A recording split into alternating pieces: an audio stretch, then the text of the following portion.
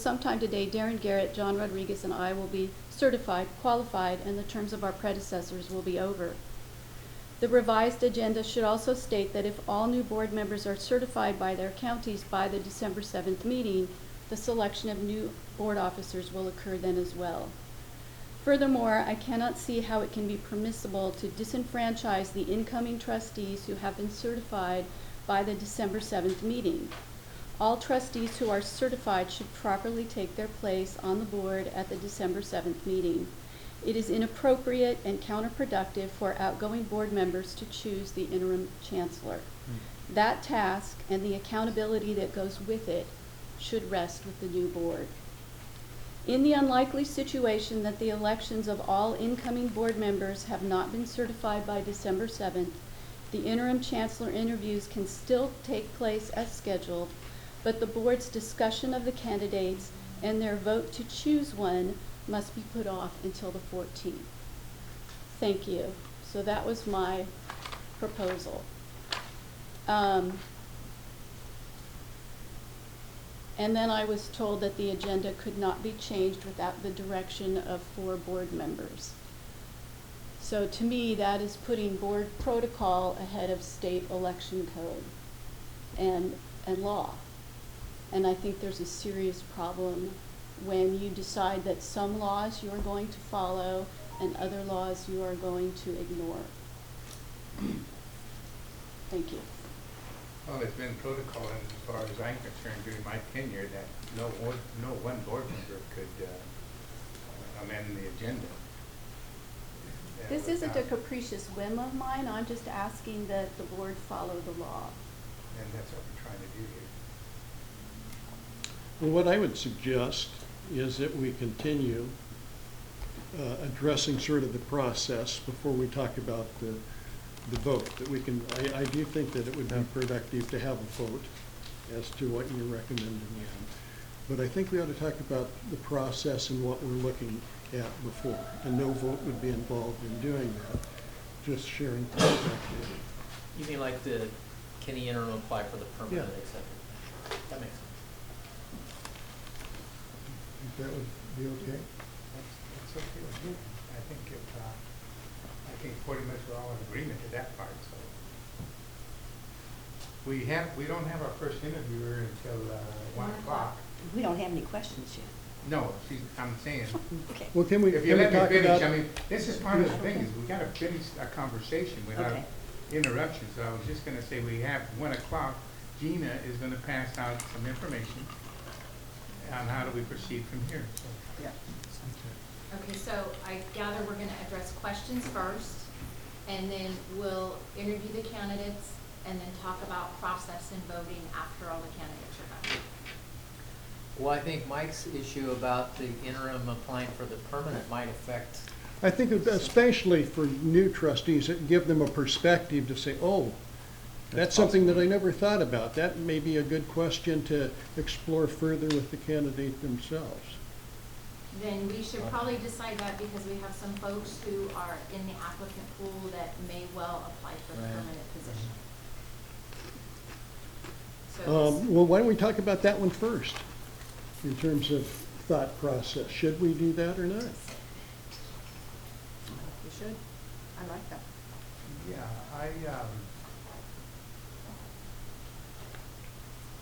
the concern that I have at this particular point is with the candidates we have kind of a split.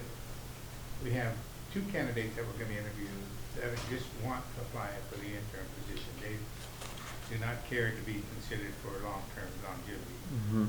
We have two other ones. We have one with the concern that she has applied at West Hills, I believe it is. Yes. And she is anticipating her appointment there sometime in midsummer, June or July. So at this point in time, I don't know whether she is considering. I would not think she's considered, since she's Well, considered. yeah, and Abe, I wouldn't put it to, make it a personal issue in terms of No. other people, but let me explain. I've had more chance to think about this than you, because I thought about this earlier. My this is the first one that I'm conflicted on. The inside people would be up to speed faster. They know the players, you know. They're good people. All 4 candidates, in my opinion, are very good. And so the insiders would be up to speed. You know, they've got a proven track record, and there would be benefit for that. Absolutely. But, you know, in terms of well, their disruption, you know, you've plugged one hole by creating another hole. You know, you take a position that's already working here and you move them into the interim chancellor way, then you have to plug the hole who you took. And so on that issue, I'm saying, hey, you want to get the best possible person, but you want the best results overall, not just the best results in one side. Then on the other issue, can a candidate for the interim also be a candidate for the permanent? And I'm conflicted on that one as well.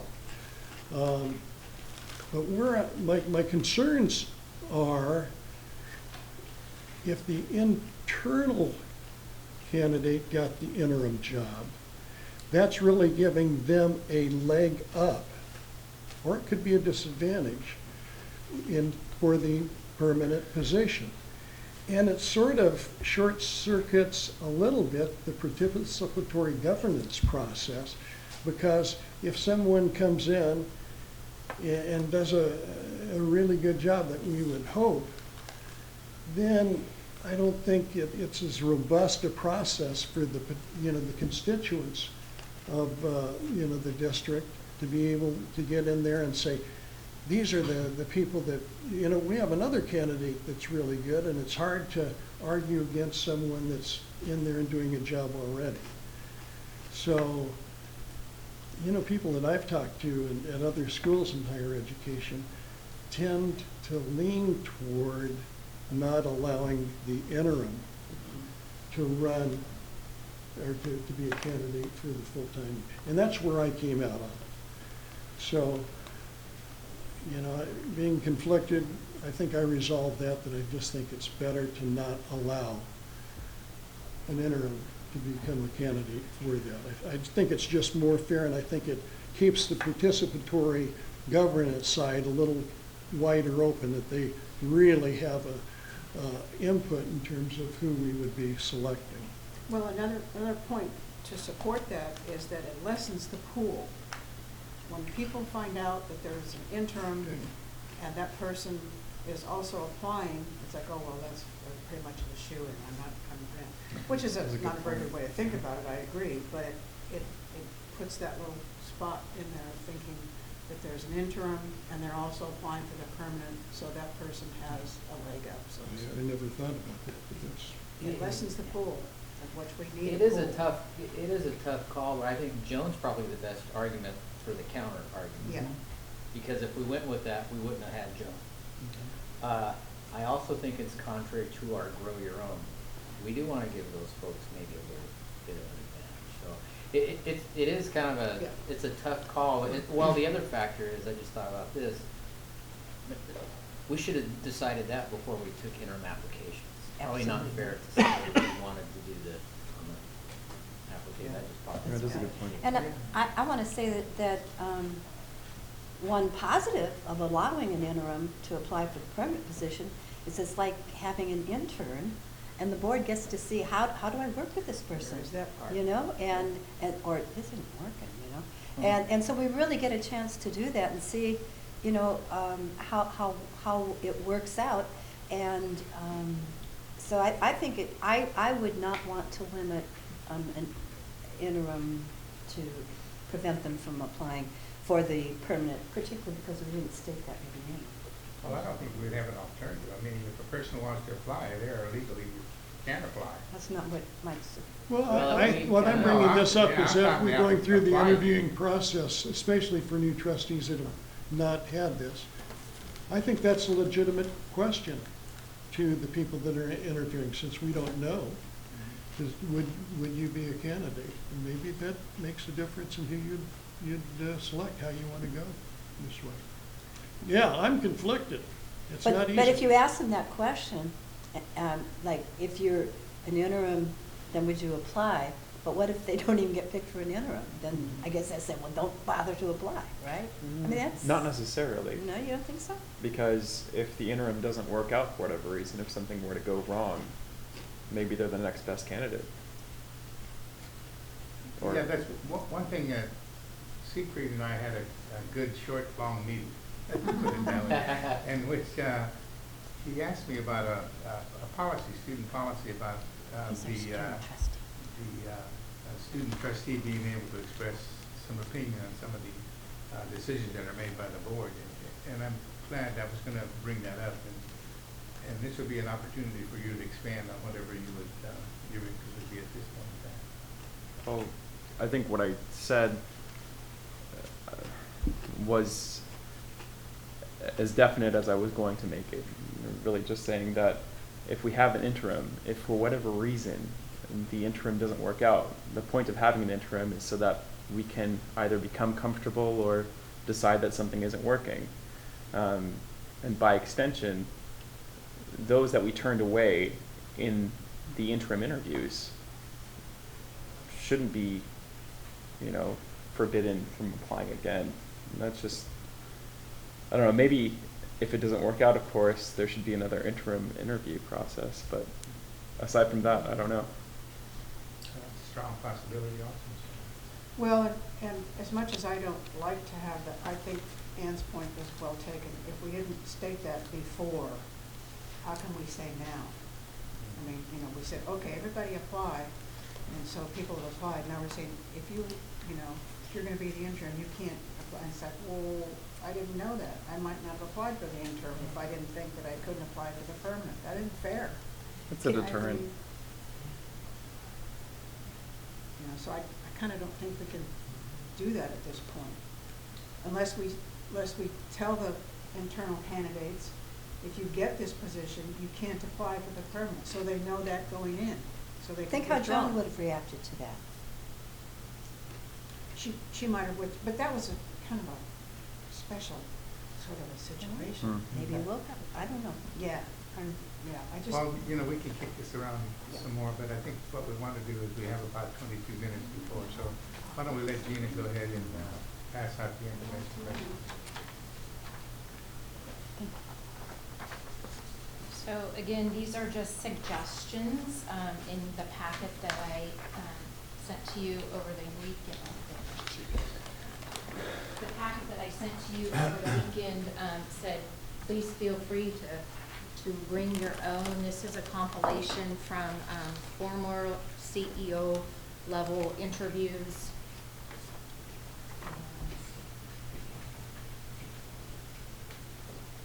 Do you mind if I grab that real quick?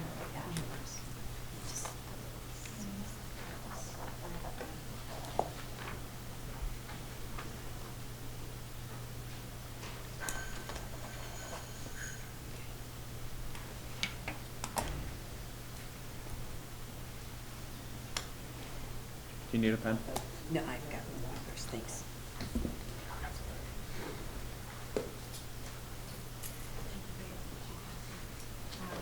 Suggestions for questions for the interim chancellor.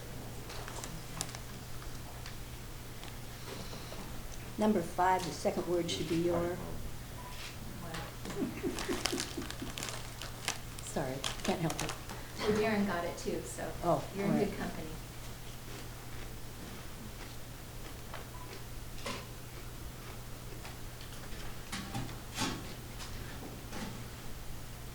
Spell check certainly wouldn't get you. Yeah, I know. I misspell that word all the time when I type. For some reason, I just get What whatever about you the would say. R? Yeah. Just frequently misspell it. And it doesn't catch it because it's not a misspelling. That's right. Of course, could be a grammar check. Yeah. No, I don't do that. Jan's got Shared it. experience, that doesn't work.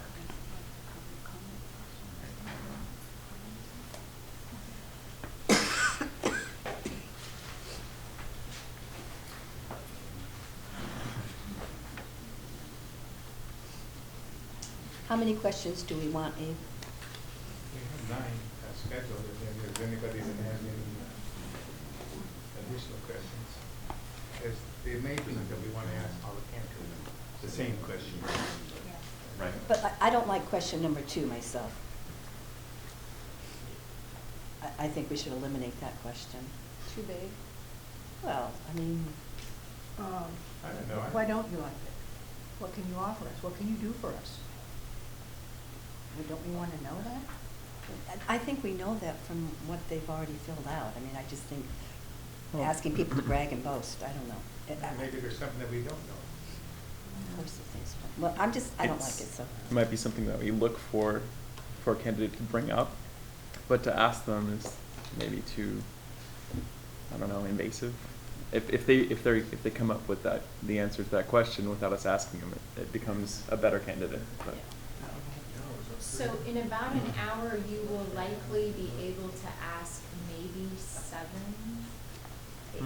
questions. Well, here's Not the more thought, than now 8. whether it's me or whoever wants to do it, doesn't matter. In the essence of time, why don't we just have one person ask all the questions? How do you feel about that? In the past, we've gone, you do 1, I Right. do 2, I do 3. Maybe we can just go and just have one person ask all the questions, and then any questions that you want of the candidate, you can do that following the answer to the question. Is there any objections to that? No? Okay, unless somebody else wants to do it, I'll do it. Abe, would you like me to just do it, and then you can take your notes? I'm happy to do that. Okay. Yeah, let's do that. Let's do that. Good. And I would offer to rephrase number 2, and I'll move it to the end of, we've read your materials and you've shared some of yourself. Is there anything else you'd like us to know? I feel much better with Yeah, that. that's good. I think a strong candidate would be answering that question whether we asked it or not. Mhm. I would hope so. true. And move it to the last one.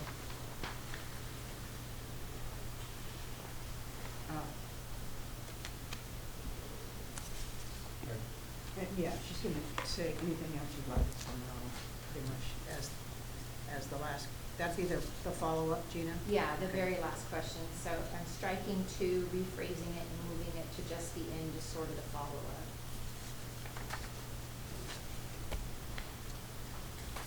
Now, if we have something that we would like to ask, just that as we think, as they're talking, and so we write something down, is that okay to ask? That's okay, yeah, and anybody should feel free to do that. Any trustee-elect, if you have a follow-up or you have something that you'd like to explore a little deeper, please feel free to do that. So I will say this is a very unique situation. We normally don't conduct any type of interview in an open meeting in a public setting. They're done in closed settings, and for Chancellor interviews, we even go completely off-site.